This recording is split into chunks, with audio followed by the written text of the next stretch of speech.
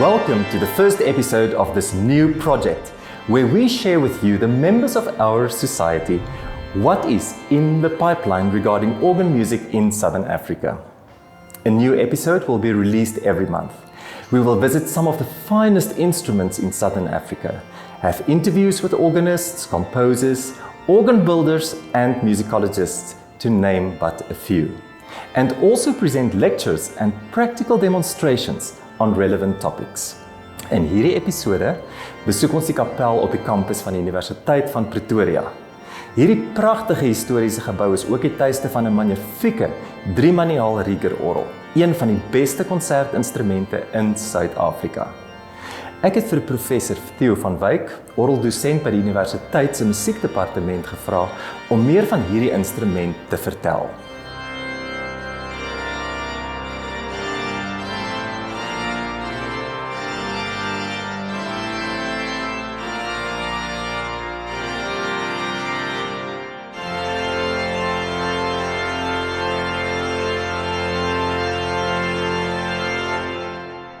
Theo, thank you so much for inviting us today to this magnificent organ here at the University of Pretoria Chapel.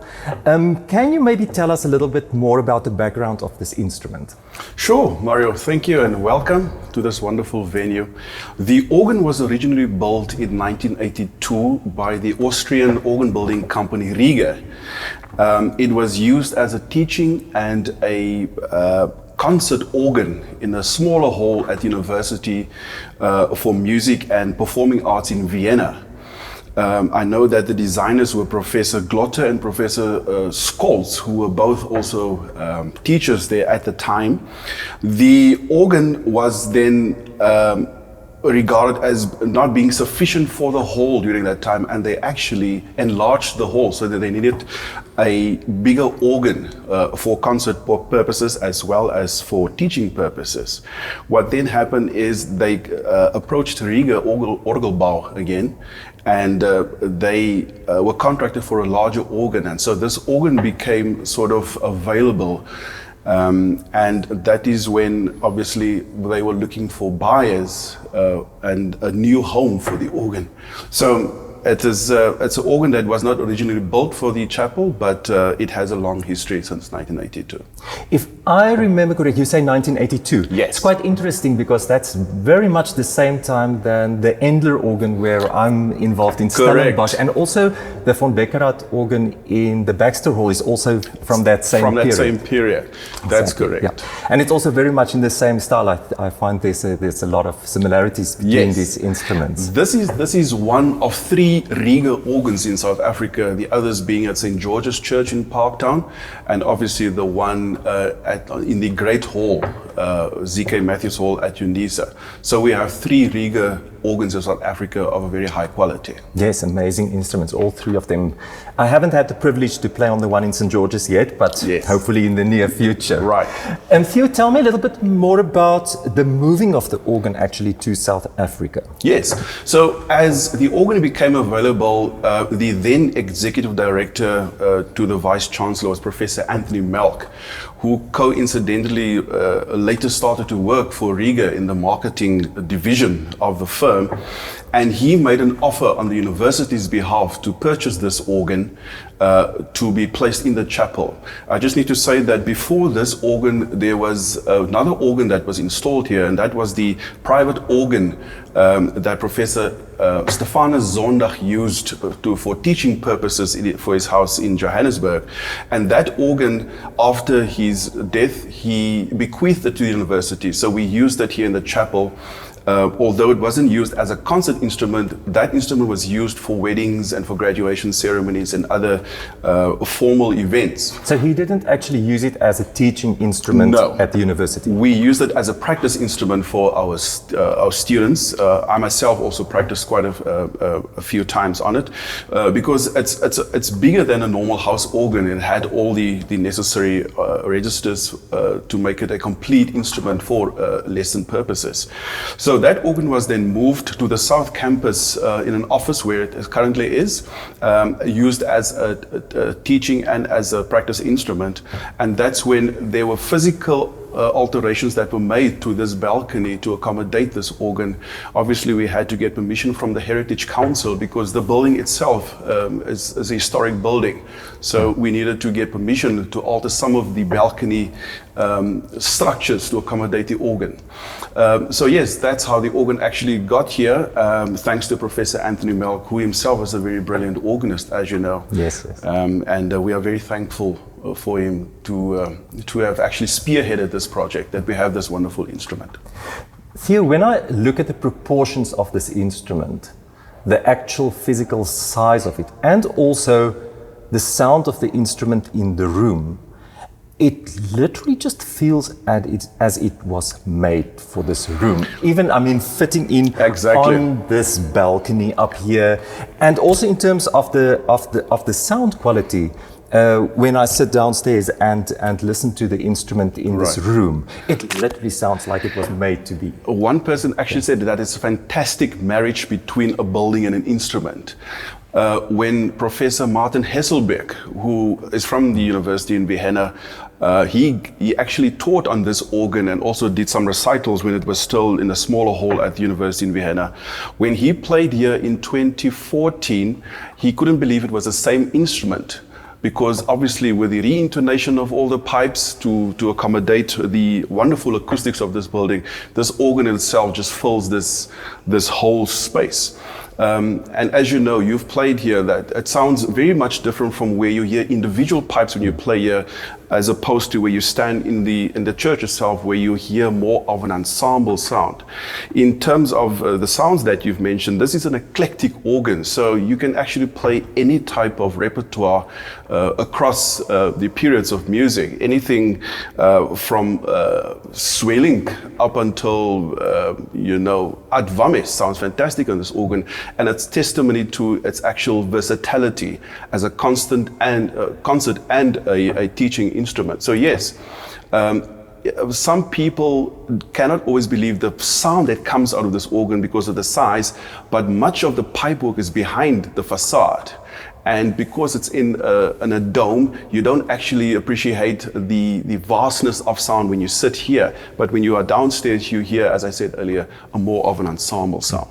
Yeah, I mean, in that regard, it's absolutely an amazing privilege to have an instrument like this to teach on a daily basis. And the fact that it's a wonderful tracker action, and the pedal board itself is based on a European concept. So the normal pedal boards of the American Guild of Organ dimensions, it's always good to always see and to check up on your pedal technique when you play here, because the note that you're actually looking for sometimes is not there. It might be a little bit lower or higher. So it's a real a good teaching instrument in terms of pedal technique, and especially when it comes to baroque articulation for pedaling and so forth. Yes, I can. So it's a very versatile instrument in that sense. Theo, just to end off regarding this instrument, is there something for you that you feel is very special about this specific instrument? There are two things that I find very special. Obviously, the organ has 35 speaking registers, but the most important ones, or the most beautiful ones, I think, is the Röhrflöte on the positive. It's one of the most beautiful voiced flutes I've heard in a long time. And what's peculiar is the oboe on the swell that actually functions as both a trumpet and an oboe. It's a hautbois basson in the French cavaille call sound. The lower sounds like a trumpet, but on top it gives a nice oboe sound. So it's a combination of a trumpet and an oboe stop that is you can use it for French classical and French romantic music from Franck to Duruflé. And maybe I should add that the trumpet on the grate, the guy who was the intonator for the organ, his name was Christian Metzler. He's a Frenchman, and he literally spent one whole day with this instrument.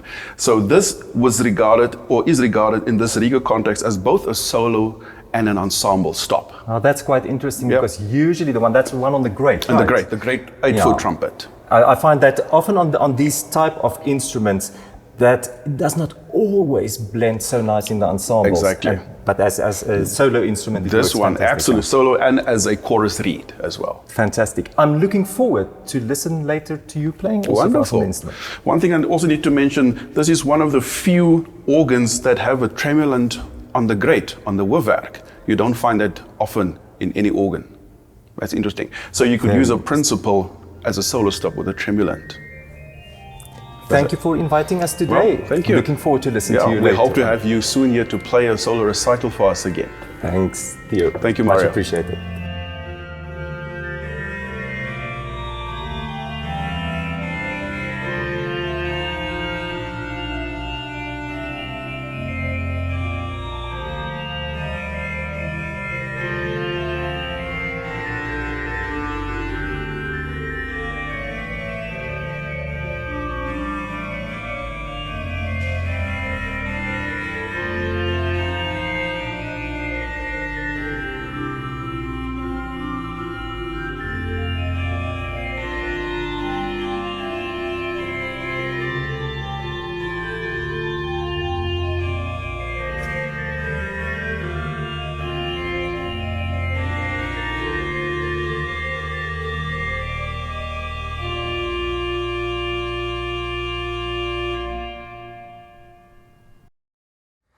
Theo, ek wil vandag bietjie met jou gesels oor die musiek in die Nuwe Apostoliese Kerk. Jy is nou al meer as 30 jaar lank aktief as orgelis in die Nuwe Apostoliese Kerk. Korrek.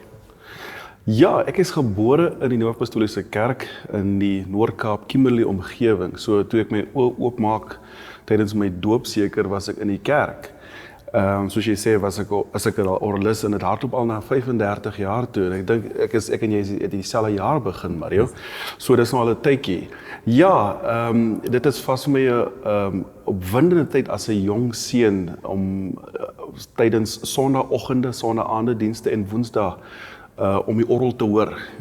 Ek het letterlik naby die orgel gesit want my ma het in die koor gesing en die orgelis, die speeltafel was natuurlik naby die koor, so ek kon sien wat hy altyd doen en was baie gefascineerd oor die klank wat hierdie ding gemaak het. En toe na klavierlesse, toe ek begin het op die ouderdom van 7, toe ek net begin die pedale kon raak, toe het hierdie orgelis my toe nader geroep en besef dat ek jy weet, 'n groot liefde vir die instrumente, alhoewel ek nog nooit daarop gespeel het nie, en hy het toe vir my onder sy vlerke geneem en met orgellesse daar begin. En ek moet sê, dit was een van die mees opwindendste tye in my jong lewe as 'n jong man om met orgellesse te begin. So ja, is amper al 35 jaar. Theo, jy het nou vertel van jou ma wat in die koor ook gesing het. Vertel vir my 'n bietjie van die kerkmusiek, so op 'n tipiese Sondag erediens. Dit is baie gevarieerd in die sin dat ons baie instrumente gebruik, orkesinstrumente moet ek byvoeg. Natuurlik is die orgel die belangrikste instrument vir begeleiding van koor en gemeentesang en natuurlik solo. So voor die diens sal daar 'n klein orkesie wees of 'n orkes afhangende van die grootte van die gemeente en die ensemble self, met die orgel wat voor die diens speel. Wat dan gebeur is die koor, afhangende van die grootte van die gemeente, dit kan soos in byvoorbeeld in die Kaap waar daar tot op 600-700 koorlede is, tot by 'n klein gemeente in Mosambiek waar daar 4 mense sing in 4-stemmige harmonie, wat dan voor die diens sing, 2 of 3 gesange afhangende van wat die konteks van die diens self. En dan begin die diens, wat begelei word deur die orgel, die gemeente sing dan saam. En interessant, in ons kerk word ons musiek gepubliseer in 2 maatstawe, jy weet, so al die gemeentes kan 4-stemmig sing. So dit raak 'n bietjie moeilik vir die orgelis om te herharmoniseer, as ek die woord kan gebruik, en te improviseer. Maar in sommige gevalle, jy weet, gemeentes weet, soos in my geval, die laaste vers word unisoon gesing, sodat ek bietjie kan improviseer op ander harmonie. En dan is er natuurlik die woord van God wat na die gemeente toe gebring word, en wanneer daar 'n amp opgeroep word, sal die koor of was hulle instrumentale item wees, en natuurlik tydens voor en na heilige nagmaal, En dan sal die koor sing of die gemeente afhangende van wat die dienende amptenaar voorstel. En natuurlik is daar 'n soort wat 'n closing hymn of wat deur die koor gesing word. Ons kore het 'n spesifieke gepubliseerde bundel net vir die koor en dan het ons 'n spesifieke bundel net vir gemeentesang. So daar's nie duplisering van enige gesange nie. Die koor is natuurlik die koor se boek is op 'n hoër standaard omdat hulle bietjie meer gevorderde musiek dan sing. En dan die gemeentegesang wat 'n verskeidenheid gesange is van verskillende denominasies en periodes word dan gebruik deur die gemeente op 'n Sondag en Woensdag. Theo, jy verwys hier na die gesange wat julle sing. Het julle ook, soos die protestantse kerke, die psalms wat julle ook gebruik? Ons het psalms, maar ons noem dit nie psalms nie, ons noem dit net 'n gesang, 'n hymn. Daar sal gevalle wees waar dieselfde melodie of harmonisasie vir verskillende tekste gebruik word, soos in die NG Kerk of in die Susterskerke. Maar ons het ook protestantse gesange, soos jy sê, psalms wat ons sing, maar ook Anglican anthems, ons het musiek van die Methodiste kerk, so dit is 'n hele verskeidenheid gesange en tipe musiek wat ons gebruik in ons kerk. In baie kerke tans, ek praat van al die verskillende denominasies, gebeur dit so dat hulle miskien een hoofbundel gebruik, byvoorbeeld die liedboek van die kerk in die NG Kerk, maar dan ook ander musiek, kontemporêre musiek ook byvoeg. Hoe streng, as ek dit so kan noem, is julle in die Nuwe Apostoliese Kerk oor die gebruik van ons is nogal baie streng. Ons is hoegenaamd nie charismaties nie. Ons is tradisioneel in die sin dat ons voel musiek het nie nodig om up-to-date te wees om lof en eer aan God te bring nie. So ons is heel wat tradisioneel in daai sin, maar ons het een gesangboek vir alle gemeentes in Suidelike Afrika. Dit sluit Namibië, Mosambiek, Zimbabwe, Botswana, natuurlik Suid-Afrika, Madagaskar, Mauritius, Seychelles, Reunion. So daar's een gesangboek, maar afhangende van die geografie waar die gemeente geleë is, sal dit in daai taal, sal die teks vertaal word. Ek is nou nie mooi seker of jy hierheen kan antwoord nie, maar ongeveer hoeveel liedere is daar of hoeveel gesange is ons het tans is daar oor die 650 in ons gesangboek. En dan vir die koorbundel is daar omtrent 500. So daar's 'n groot verskeidenheid. Omdat ons gesange gebruik van ander denominasies wat dan verwerk word deur ons eie komponiste en nie gekomponeerde werke deur 'n komposisiegroep wat ons tans het. So ons het aktiewe komponiste in ons geleedere. Goed, so daar's ook die hele tyd nuwe musiek wat daarso gekomponeer word. Ietsie wat ook nogal baie gewild is by sekere kerke is die tipe styl van taizai-liedere. Ja. Het dit ook by julle al 'n bietjie invloed gehad? Nee, eintlik nie. As gevolg van die feit dat ons soveel verskeidenheid benadering het tot sal mense een gesang, het ons nog nie daai tipe model aangepak nie. Ek moet sê dat wat ons in Suid-Afrika doen, sal dit in Duitsland sal dieselfde gebeur, in IJsland gebeur dit dieselfde, dit gebeur dieselfde in die Samoan Islands, jy weet byvoorbeeld. So daar is uniformiteit wanneer dit kom by gemeentesang en die gesangboek wat ons gebruik. Sê jy het nou ook ietsie gesê oor vertaling van liedere. Sê vir my die liedere wat julle sing, is dit Afrikaans, is dit Engels, hang dit af van gemeente? Dit hang af van gemeente en die area waarin jy bly. Byvoorbeeld in die KwaZulu-Natal Midlands is daar 'n gesangboek vir Zulu mense met dieselfde woorde wat ons hier in Afrikaans en Engels sing, is net vertaal in Zulu in die Midlands. As jy in Reunion kom, is dit in Frans vertaal, maar is presies dieselfde melodie. Soveel so dat as daar 'n internasionale uitsendingdiens is in enige deel van die land, soos in Lusaka in Zambië, dan kan ons almal die melodie sing, maar met verskillende woorde. Kerkkore, ek gaan terugkom na wat jy gesê het in die begin. Kerkkore is nogal iets wat oor die algemeen bietjie uitgesterf het in Suid-Afrika. Wat is die stand van kerkkore in die Nuwe Apostoliese Kerk? Dit was altyd 'n sterk, sal ek mense sê, deel van ons aanbidding, dat ons goeie kore het. Baie mense dink ek ken nie ons kerk vir die aktiwiteite waarin ons kerkkore betrokke is, nie net in 'n diens, erediens sodanigheid nie, maar ook in konserte en uitreikprojekte in die gemeenskappe.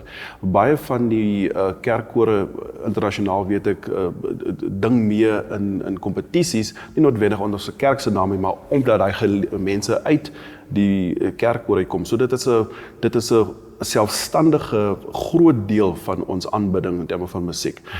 Ons kerkkoor, soos ek gesê het, by uitsaaidienste, as dit in 'n groot stadion gebeur, kan dit tot op 4-5.000 mense in 'n koor wees. So dit is iets wat uniek is van ons kerk in terme van ons koorstandaard. Ja, dit is nog heeltemal aktief. Natuurlik met COVID is dit tans 'n probleem, omdat net soliste toegelaat word om te sing met 'n begeleiding deur orgel, klavier of orkesinstrumentale begeleiding. Maar die koor aspek is 'n groot deel van ons aanbidding. Theo, jy het genoem dat jy as 'n skoolier reeds betrokke geraak het by die kerkmusiek. Dis vir my baie interessant wat ek in die Weskaap spesifiek sien, is hoeveel opleidingsprogramme daar is, nie net vir orgeliste nie, maar vir alle instrumente van die simfonieorkes spesifiek. Wil jy vir my bietjie meer daarvan vertel? Ja, dit verskil natuurlik van gebied tot gebied, maar grootendeels die klasse wat aangebied word per instrument of musiek oor die algemeen word gratis gedoen deur ons mense wat deel is van die gemeente. Ek moet dalk net sê in terme van die struktuur, in elke gemeente het jy 'n musiekleier en dan het jy 'n distrikleier en dan het jy 'n aposteldistrikleier. Waar pas jy in die prentjie in? Ek sit op die komitee bo die apostel. Oh, ja, dit is die een wat internasionaal is vir Suider-Afrika, maar ek doen dit in 'n adviserende hoedanigheid. In terme van die opleiding, ja, die kinders kan as jy sonnaarskool 1 begin hulle met blokfluitlesse. En later, soos dit die ontwikkeling aan plaasvind, kan hulle dan verander na 'n orkestrale instrument of 'n klawerbord of 'n orgel, afhangende van wat hulle in belang stel.